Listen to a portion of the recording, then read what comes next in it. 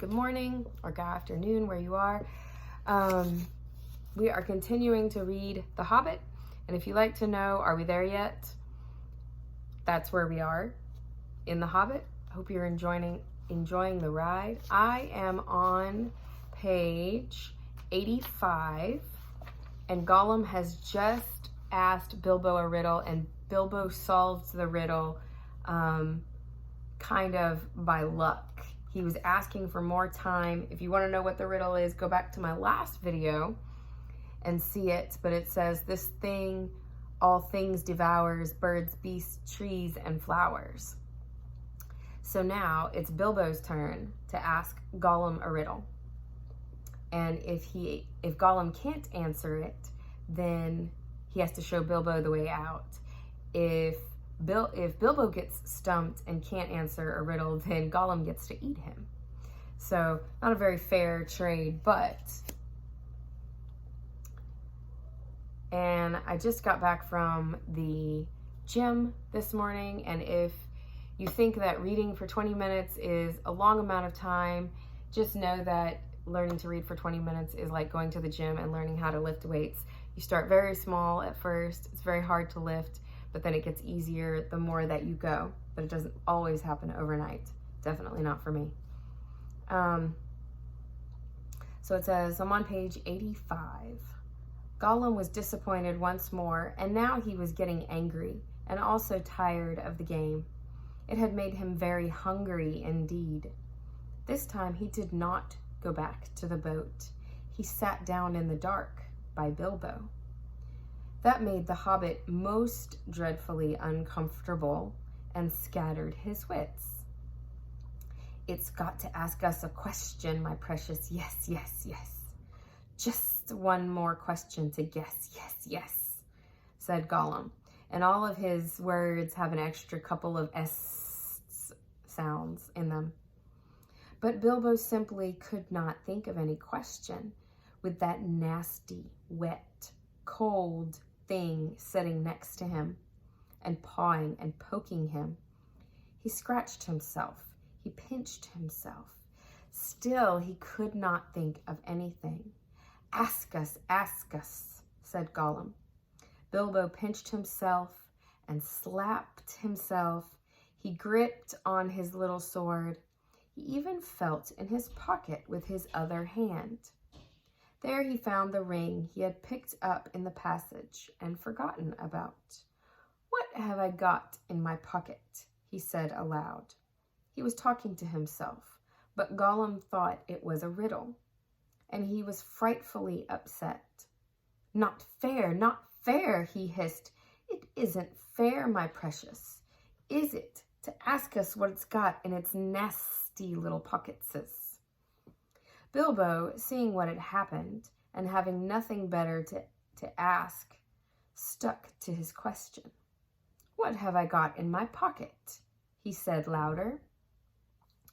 Tss, hissed Gollum. It must give us 3 guesses, my precious, 3 guesses. Very well, guess away, said Bilbo. Handses, said Gollum. Wrong, said Bilbo, who had luckily just taken his hand out again. Guess again, said Gollum, more upset than ever. He thought of all the things he kept in his own pockets. Fish bones, goblin's teeth, wet shells, a bit of bat wing, a sharp stone to sharpen his fangs on, and other nasty things.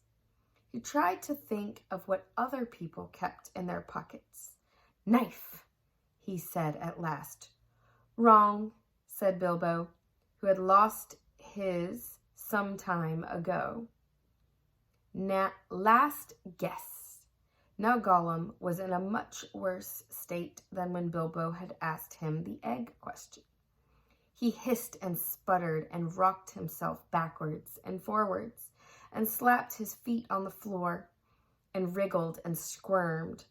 But still, he did not dare to waste his last guess. Come on, said Bilbo. I'm waiting. He tried to sound bold and cheerful, but he did not feel at all sure how the game was going to end. whether Gollum guessed right or not. "Time's up," he said. "String or nothing," shrieked Gollum, which was not quite fair, working in 2 guesses at once. "Both wrong," cried Bilbo, very much relieved, and he jumped at once to his feet, put his back to the nearest wall, and held out his little sword. He knew, of course, that the riddle game was sacred and of immense antiquity, and even wicked creatures were afraid to cheat when they played at it. But he felt he could not trust this slimy thing to keep any promise in a pinch. Any excuse would do for him to slide out of it.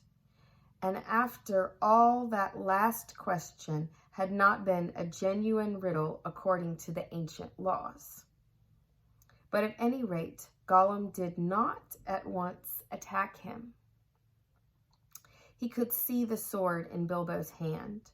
He sat still, shivering and whispering. At last, Bilbo could wait no longer. "Well," he said, "what about your promise? I want to go. You must show me the way." "Did we say so, precious? Show the nasty little Bagginsons the way out? Yes, yes. But what has it got in its pocketses? Not string, precious, but not nothing. Oh, no, Gollum." "Never you mind," said Bilbo. "A promise is a promise." "Cross it is, impatient, precious," hissed Gollum. "But it must wait. Yes, it must.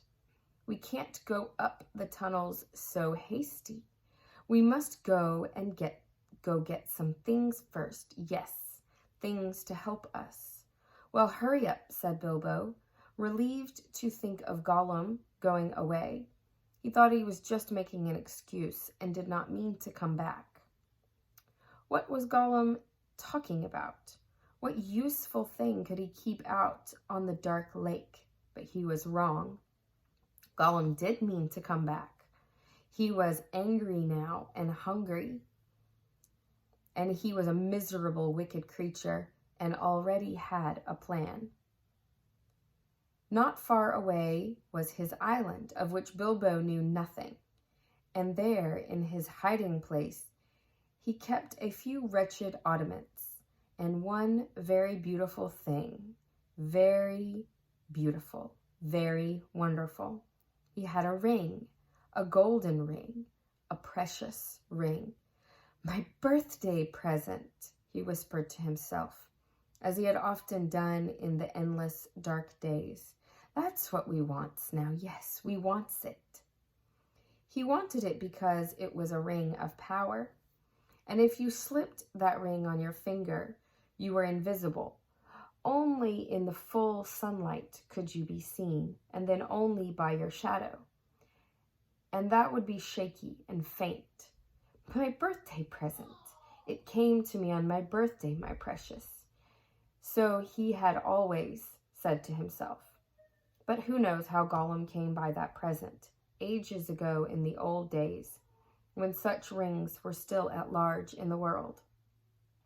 Perhaps even the master who ruled them could not have said.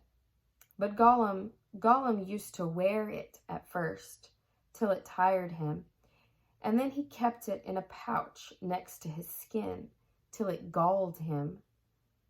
And now, usually, he hid it in a hole in the rock on his island, and was always going back to look at it.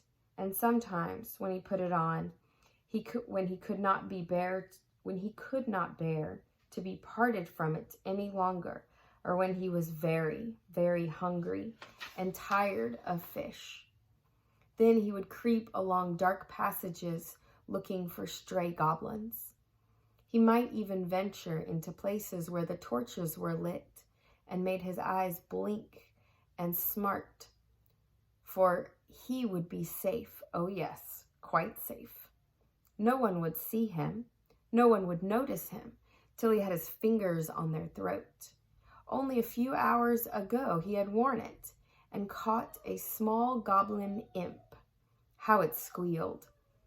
He still had a bone or two left to gnaw, but he wanted something softer. Quite safe, yes, he whispered to himself.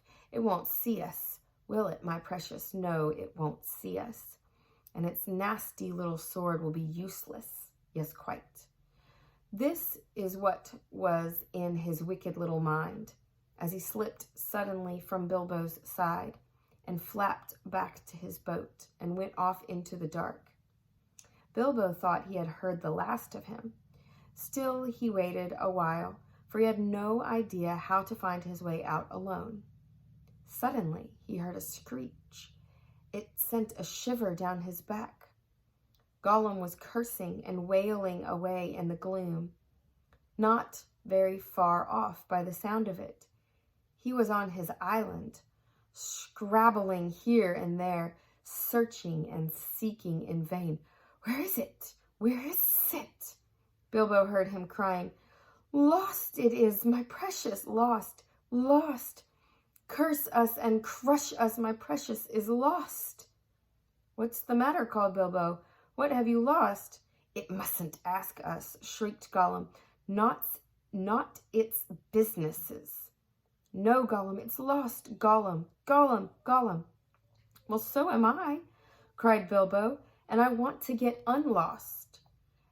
And I won the game, and you promised, so come along. Come, let me out, and then go on with your looking. Utterly miserable as Gollum sounded, Bilbo could not find much pity in his heart, and he had a feeling that anything Gollum wanted so much could hardly be something good. Come along, he shouted.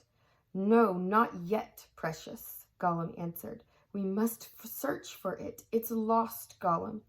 But you never guessed my last question, and you promised, said Bilbo. Never guessed, said Gollum. Then suddenly, out of the gloom came a sharp hiss. What has it got in its pockets? Tell us that. It must tell first. As far as Bilbo knew, there was no particular reason why he should not tell. Gollum's mind had jumped to a guess quicker than his. Naturally, for Gollum had brooded for ages on this one thing, and he was always afraid of it being stolen. But Bilbo was annoyed at the delay. After all, he had won the game pretty fairly at a horrible risk. Answers were to be guessed, not given, he said. But it wasn't a fair question, said Gollum. Not a riddle, precious, no. Oh well, if it's a matter of ordinary questions, Bilbo replied, then I asked one first. What have you lost? Tell me that. What has it got in its pockets?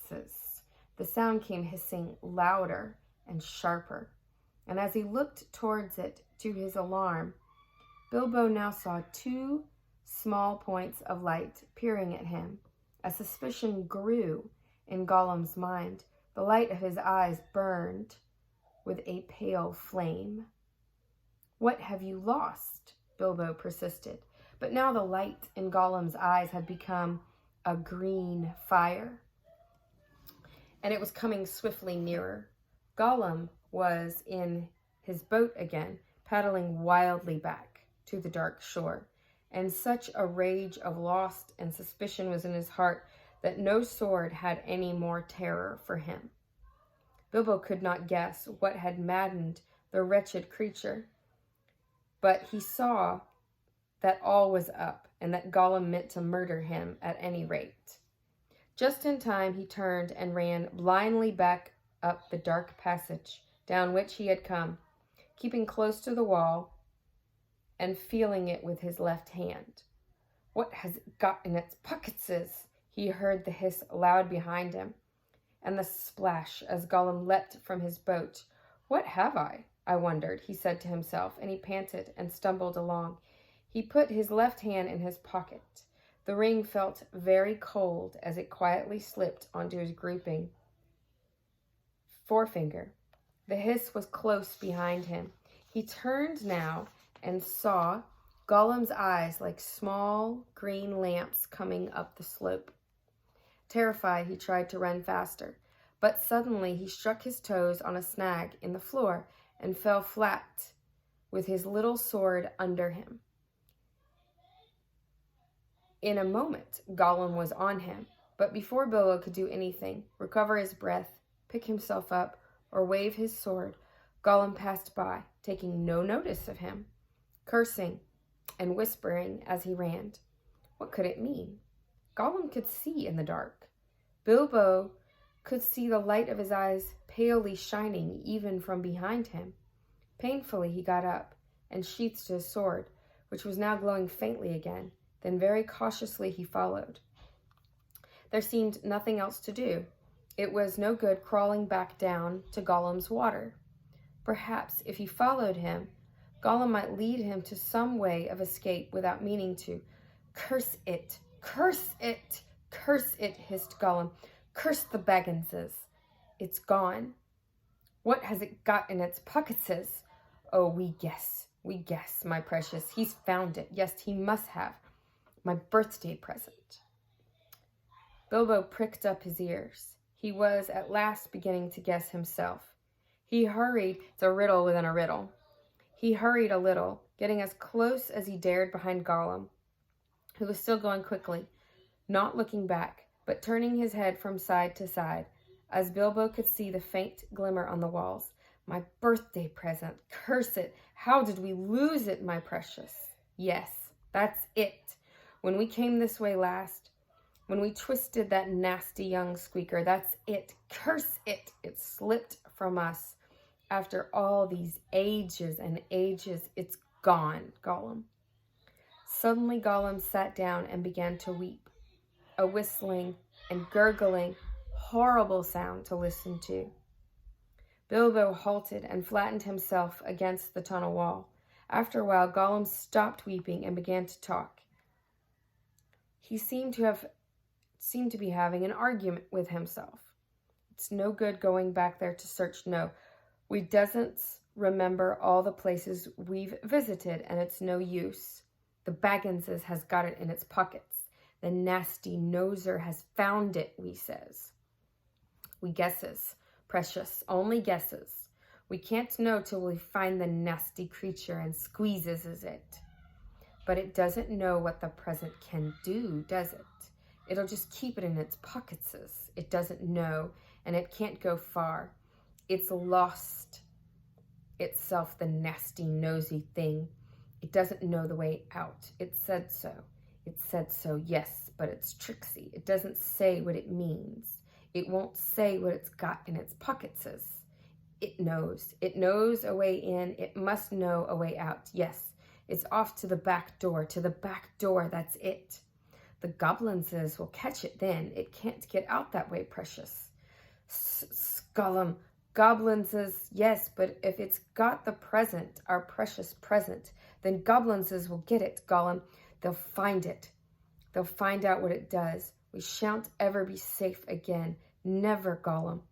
One of the Goblinses will put it on, and then no one will see him. He'll be there, but not seen.